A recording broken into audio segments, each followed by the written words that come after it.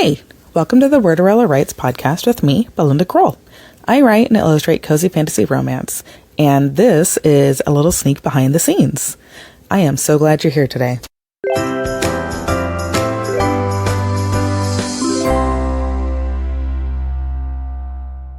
This week, I wanted to put a special shout out and thank you to Shonda Ramsey. She had me on her podcast, the Dear Indie Author podcast. I love the format of her show. She interviews different indie authors, starts off with a rapid fire question and answer session, then does the interview itself, and then she has each guest wrap up with a letter from them to the indie author community. Words of encouragement, words of support. And it's a great format. And we had so much fun. So you should definitely go check out the Dear Indie Author podcast with Shonda Ramsey. This week, what happened this week? A lot happened. A lot of it at work, which we don't need to get into that. But the cool things with writing that happened this week. So I finally got the illustration of Edith and Druvesh, which are the two main characters for An Uncanny Bargain. Finally figured out their pose, got them all rendered and colored, and so they are ready to go for whenever I design the hardcover. And I uploaded that image, so I updated my Patreon community header as well as the Kickstarter pre-launch page, just so people can get a better feel for my illustration style. I am getting better as I keep practicing. This one was a difficult one because I started in the iPad. My favorite way to do it, the only way that I do art, is I start with pencil and paper in my sketchbook, go over it with a micron pen or something similar, and then I pull it into my iPad, and then that's when I do all the cleanup and the coloring and the textures and all that sort of thing. This time I decided to challenge myself and start in the digital device. I feel it took me twice as long to do it, so I don't know if I'm going to do that with every illustration in this book, but it's always good to, stretch your wings and try something new. So that's exciting. We got an illustration down, and I think that's very much going to help me continue to write the story because now I have a really good idea of how they look. In other news, I think I've outlined the book pretty far. So now it's just a matter of sitting down and writing it. And, with winter and illness running around, it's sometimes so difficult to just sit down and get something done. I mean, when you're already debating, do I do laundry or do I do dishes? Trying to decide whether you're going to write or even read for a couple minutes is, it's difficult. So if you are where I am, which is we are surviving, not thriving, give yourself a break, we're all doing our best and we can't do much more than that. So this week, the topic I wanted to chat about was ghosts in the media. So what are some of the different, shows and movies that I have watched over the years that helped inspire the hesitant mediums? So of course we have Buffy the Vampire Slayer. I love that show for its snark. So much of my own sassiness and weird way of speaking actually comes from, the Buffy the Vampire Slayer and how they say, ooh, the shiny and stuff like that. You'll hear me say stuff like that all the time in real life. So I get a lot of that from Buffy, and some of that makes its way into the stories, but definitely having the, what they call themselves the Scooby gang.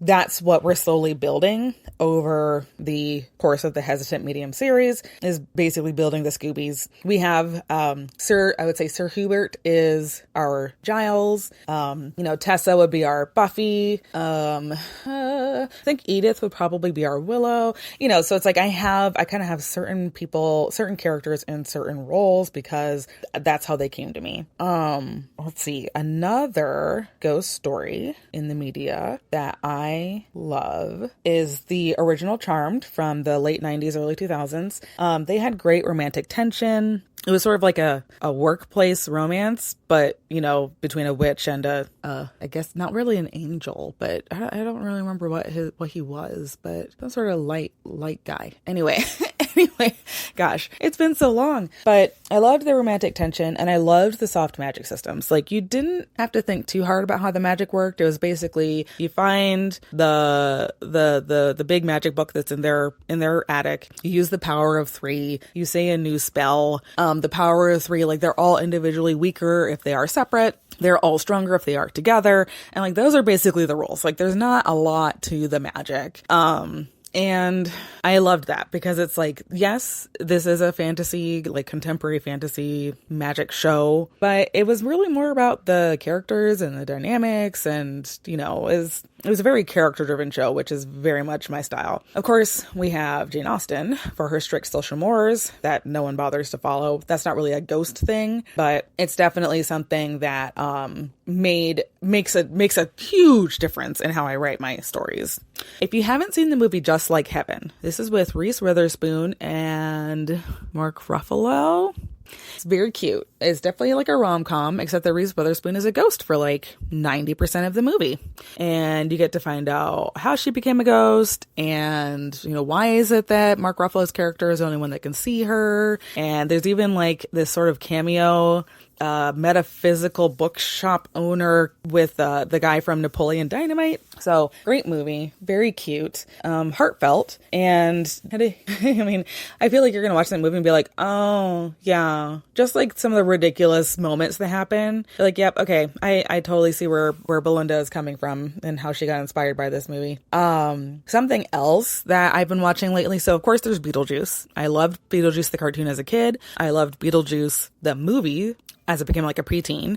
And then I did see Beetlejuice, Beetlejuice. I did see the second one. Oh my gosh, did I just say it 3 times? Somebody's gonna come. See, like, that's the thing. It's like some of these things that have such hard rules, a part of your brain is like, but what if I do it? What if it happens? Even though you know it's completely fictional. That's kind of the fun part about all this. So I like Beetlejuice. I like that, you know, the line between the living and the dead is very thin in that story. Lots of fun. There are people who can see the ghosts and people who can't. There isn't really a rhyme or reason for why people can see the ghosts and can't. And I definitely play with that in my series. For the most part, it seems like it's, you know, women who are about to enter their spinsterhood are the ones who get to talk and see the ghosts first. And then the people who like them or love them start to slowly realize what's happening around them. So that's a lot of fun. If you haven't been watching the TV show Ghosts on CBS, at least here in the United States, there's also a British version, the original version from the UK. Very funny show, very, very ridiculous, extremely the vibe of the Hesitant Mediums, or at least what I'm trying to go for. You know, I think A Spirited Engagement was a little more on the serious side, a little more like Buffy than, you know, Just Like Heaven or Ghosts. But that show is so funny. And they have characters from different eras that all, like, you know, died on that property. And then they haven't figured out why they're still ghosts. So they remain ghosts. And they just it's like the perfect found family. And I adore that show. And the funny part about that show is, you know, the girl who inherits the mansion and tries to turn it into a B&B, she sees the ghost because she hits her head. And like, I guess they kind of make it seem like, oh yeah, she died for like 2 seconds. And now she can see these ghosts. So it's, again, soft magic system. There are not a lot of rules, but they have just enough rules to make it entertaining for us, the audience. If you're into K-dramas, I loved the show Oh My Ghost. That one's hilarious. And also kind of scary. Like, the thing with Korean dramas is they come off as very like rom-com, funny, scary, cute. And then all of a sudden, like, you have this episode where it's like, well, I can't sleep tonight. Like, I will be sleeping with the lights on because what just happened? There are a number of Korean dramas that I love. There was this whole wave of them where they were all ghost stories. Hotel de Luna is also amazing. And the thing that I've noticed with Korean drama, ghost stories in particular, is that there seems to be a lot of patterns around, oh, your past life if things in your past life weren't resolved, then the people who were in your past life will end up congregating around you in this life, even though you guys don't know why. And you may or may not relive these events until like a resolution happens, which is very interesting. So it's almost like it's almost like the soul is stuck in this time loop,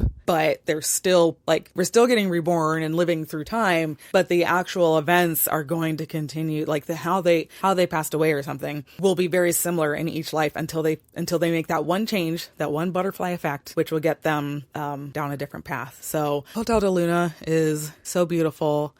It's about a woman who commits terrible crimes back like centuries ago, and her punishment is now she has to run the hotel that all the ghosts come to as their way station before going to like heaven or anything like that. So there are some scary ghosts, there are some really funny and cute ghosts, there's some sad ghosts. So it's a very well-rounded show. And what ends up happening is because she herself doesn't age, she's basically like a ghost vampire person. Like she just doesn't age. She never died, but she also doesn't age.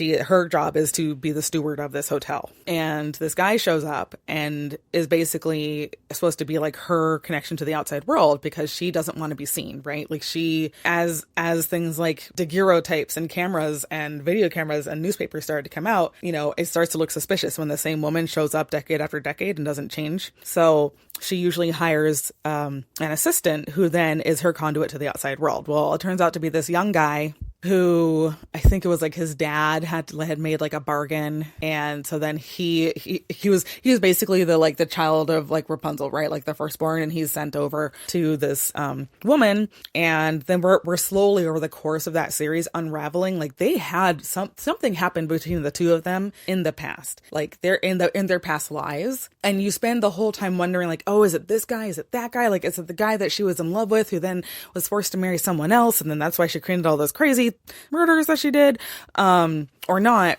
And they really save it until like the last episode, and it's just such a beautiful moment. Like I cried so much. It was so good. I feel like I've rambled, but if you're looking for entertaining, magic, ghosty things, I just gave a whole long list. And, it'd be really fun to hear your thoughts on, I can totally see why Belinda writes these books because of the things that she's watching and the things that she's reading. And if you have like a special scene or like a favorite moment where you're like, I'd love to see this in a book, reach out to me. Let me know. I'll see if I can work it in. I'm always looking for good ideas, and you will end up in the acknowledgements. To wrap up this week, I want to first ask you if you could go to happy hour or an afternoon tea, your preference, with any person, they must be dead. Who would it be, and what beverage would you have? If it's an afternoon tea, what would be your tea and the associated, treats and goodies you have it? If it's going to be a happy hour, what's the beverage? And are you like snacking on chips and guac or something else? Otherwise, I just want to say thank you. We have a new patron this week, Anna Lewis. She joined the reading room, which means that she'll get to have the whatever ebook I publish during her membership, she will get a free copy of. So, as a reminder, I did change the Patreon tiers. So now it is, oh shoot, yeah. I have to look it up again. This is so silly of me. All right. So the first tier, $1 a month, is the Society Papers. And that basically just unlocks the Patreon community for you. The $5 tier, which is the reading room, that gets you the ebooks, and then you have the first edition society, that's the print book tier. So I hear some kids yelling for my attention, so I'm gonna wrap here. I hope you guys have a great week, have some great reading opportunities, and I will check you next week. I'm so sorry this came a day late, but life is life, and I'm just glad I got one out this week. See you soon. Thanks for joining me today. You can find my signed and illustrated editions, bookish merch, and bullet journals for writers on my website, worderella.com. Regular editions of my fiction are available at libraries and all major retailers. Worderella Writes runs as a single annual season with roughly 10 episodes running from January to April each year. Connect with me, Belinda Kroll, through the reader poll in the show description, on Instagram as Worderella, on Patreon as Worderella, or my website, worderella.com. That's Cinderella, but with words. If you enjoyed this episode, support the podcast by sharing it with a friend, leaving a 5-star rating and review, and subscribing so you never miss an episode. Until next time, take care, and may all your mood reads be excellent.